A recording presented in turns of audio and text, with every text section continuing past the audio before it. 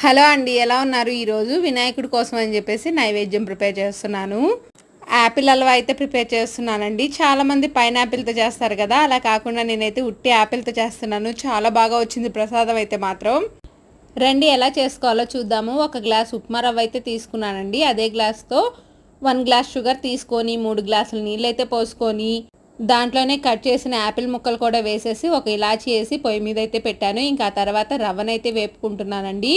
2 గంటల నెయ్యి అయితే వేసుకొని బొంబాయి రవ్వనైతే బాగా గోల్డెన్ బ్రౌన్ కలర్ వచ్చేంత వరకు వేపుకోవాలి. గోల్డెన్ బ్రౌన్ కలర్ అంటే మరీ మాడకూడదండి, లైట్గా వేగితే సరిపోతుంది.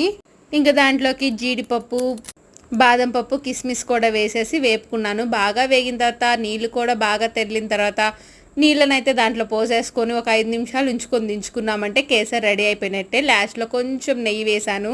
గార్నిష్ కింద యాపిల్ పెట్టేశాను. గణేశుని ప్రసాదం